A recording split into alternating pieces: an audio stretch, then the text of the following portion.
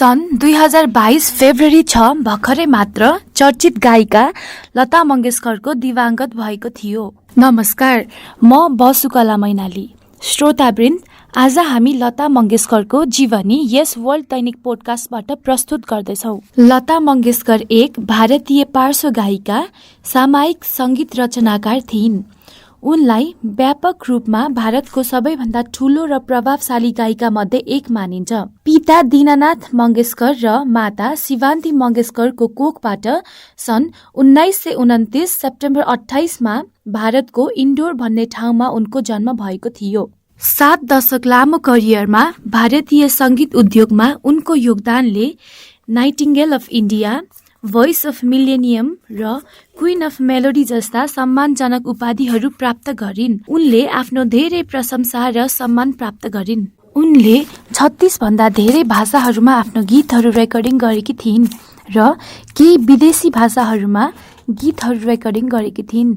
यद्यपि मुख्य रूपमा हिन्दी, बङ्गाली र मराठीमा रहेको थियो।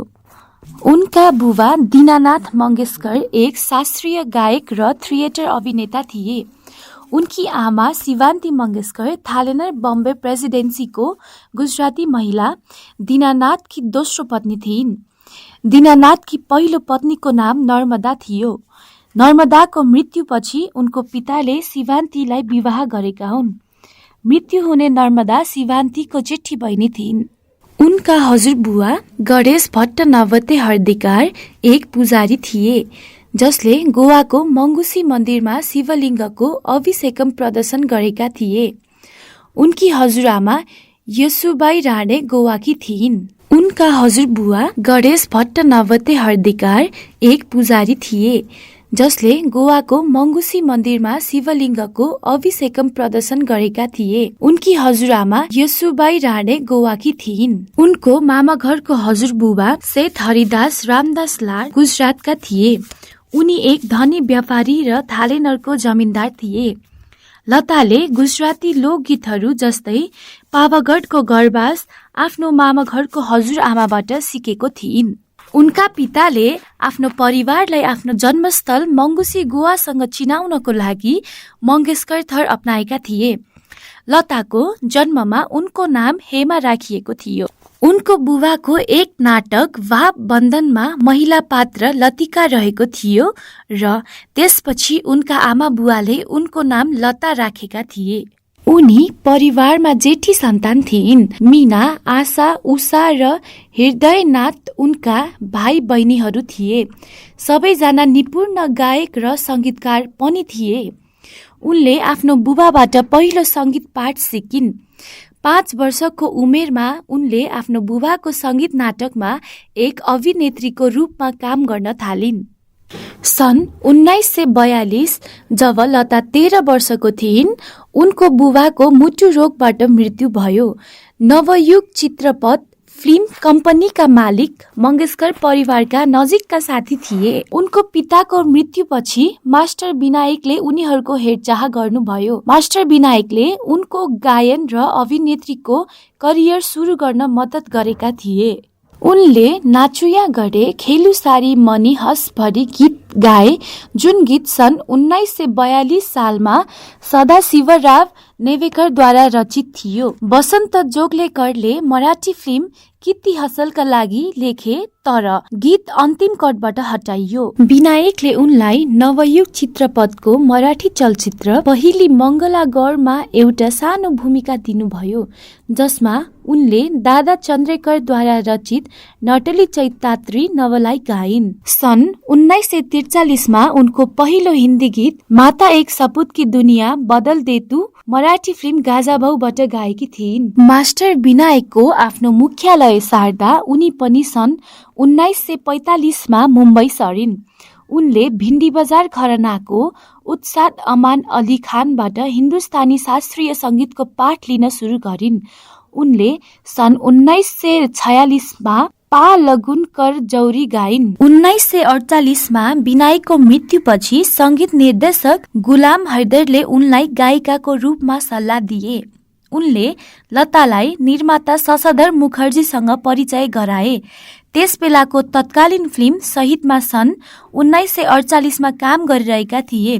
तर मुखर्जीले लताको आवाजलाई धेरै पातलो भनी खारेज गरे। आक्रोशित हैदरले जवाफ दिए कि आगामी वर्षहरूमा निर्माता निर्देशकहरू लताको खुट्टामा खस्नेछन् र उनीहरूलाई आफ्नो चलचित्रमा गाउन भिख माग्ने गर्छन् भनेर भने। हैदरले लतालाई उनको पहिलो ठुलो ब्रेक फिल्म मजबुर 1948मा दिल मेरा तोडा, मुझे कहीं ना छोरा, नजीम पानीपतिको गीतबाट दिनुभयो, जुन उनको पहिलो ठुलो सफलताको फिल्म बन्यो। उनको 84औं जन्मदिनमा एक साक्षात्कारमा सेप्टेम्बर 2013मा लताले आफैले घोषणा गरे, गुलाम हैदर साँच्चै मेरो गडफादर हो।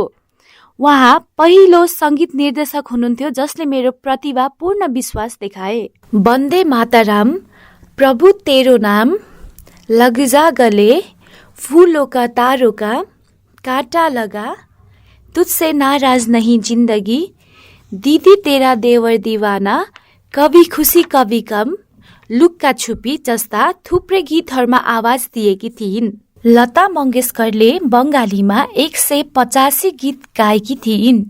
सन् 1940 देखि 1970 सम्म मङ्गेशकरले आशा भोसले, सुरैया, रमसाद बेगम, उषा मङ्गेशकर, किशोर कुमार, मोहम्मद रफी, मुकेश, मन्ना डे, हेमन्त कुमार, जीएम दुरानी, महेन्द्र कपुरसँग युगल गीत गाए। सन् 2000 को दशकमा उनको युगल गीतहरू मुख्यतः उदित नारायण र सोनू निगमसँग थियो।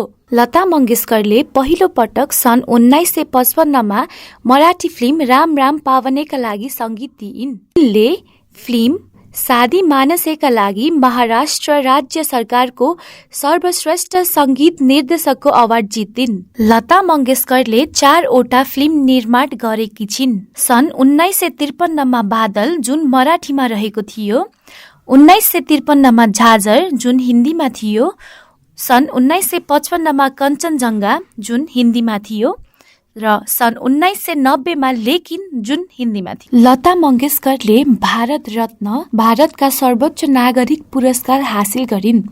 त्यसै गरी Padma Bhushan, Padma Vibhushan, Zee cine award for life time achievements, NTR national award, Dada Saheb Phalke award, Maharashtra Bhushan award, Bharat Ratna, legion of honour, ANR national award जस्ता थुप्रै नेसनल अवार्डहरू प्राप्त गरेकी छिन्। साथसाथै उनले 3 राष्ट्रिय चलचित्र पुरस्कार र 15 बङ्गाल फिल्म पत्रकार सङ्घको पुरस्कार पनि हासिल गरिन्। उनले 4 वटा Filmfare best female playback award पनि जितिन्। सन् 1969मा उनले नयाँ प्रतिभालाई बढावा दिनको लागि फिल्मफेयर सर्वश्रेष्ठ महिला प्लेब्याक अवार्ड छोड्न असामान्य इसारा गरिन्। उनी पछि सन् 1993मा Filmfare life time achievement award र 1994 र सन् 2004मा फिल्मफेयर स्पेशल अवार्डबाट सम्मानित भइन्। सन् 2012मा उनी आउटलुक भारतको महानतम भारतीय जनमत संग्रहमा 10 नम्बरमा थिइन्। सन् 1974मा गिनिज बुक अफ रेकर्ड्सले मङ्गेशकरलाई इतिहासमा सबैभन्दा धेरै रेकर्ड गरिएको कलाकारको रूपमा सूचीबद्ध गर्यो। उनले कथित रूपमा 1974 र 1948 को बीचमा 20 भारतीय भाषाहरूमा 25,000 भन्दा कम एकल, युगल र कोरस समर्थित गीतहरू रेकर्ड गरेकी थिइन्। उनको रेकर्डको लागि मोहम्मद रफीले प्रतिस्पर्धा गरिएको थियो। उनको रेकर्ड्सको लागि मोहम्मद रफीले प्रतिस्पर्धा गरेका थिए। मोहम्मद रफीको मृत्युपछि गिनिज बुक अफ वर्ल्ड रेकर्ड्सले उनको नाम सबैभन्दा धेरै रेकर्डिङ्सको लागि उल्लेख गर्यो, तर रफीको दावी पनि उल्लेख गर्यो। मङ्गेशकरले भने कि उनले रेकर्ड गरेका गीतहरूको संख्याको रेकर्ड राखेनन्, तर गिनिज बुक अफ वर्ल्ड रेकर्डले सम्पादकहरूले आफ्नो जानकारी कहाँबाट पाए भनेर उनलाई थाहा थिएन। सन् 2011मा गिनिज बुक अफ वर्ल्ड रेकर्डले सङ्गीत इतिहासमा 11,000 सम्म एकल, युगल र कोरस समर्थित गीतहरू र 20 भन्दा बढी भारतीय भाषाहरूबाट रेकर्ड गरेकोमा संगीत इतिहासमा सबैभन्दा धेरै रेकर्ड गरिएको कलाकारको रूपमा गिनिज बुक अफ वर्ल्ड रेकर्डलाई श्रेय दिएर यो पुनर्जीवित पारियो। 8 जनवरी सन् 2022 मा लता मंगेशकरलाई हल्का लक्षणहरूको साथ कोभिड-19 को सकारात्मक परीक्षण गरियो र मुम्बईको ब्रिज क्यान्डी अस्पतालको सघन हेरचाह इकाइमा भर्ना गरियो। उनको स्वास्थ्यमा सामान्य सुधारको संकेतसँग आइसियुमा रहे।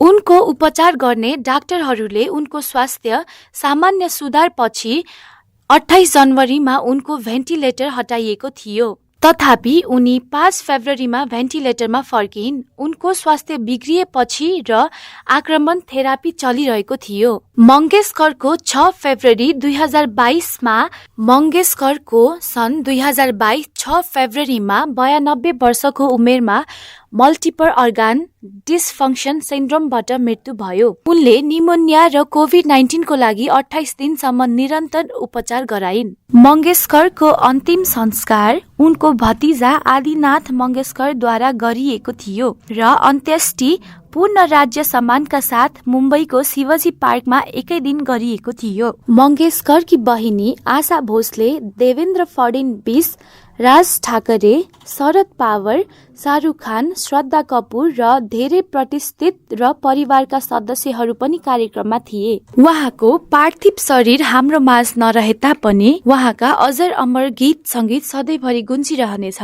धन्यवाद।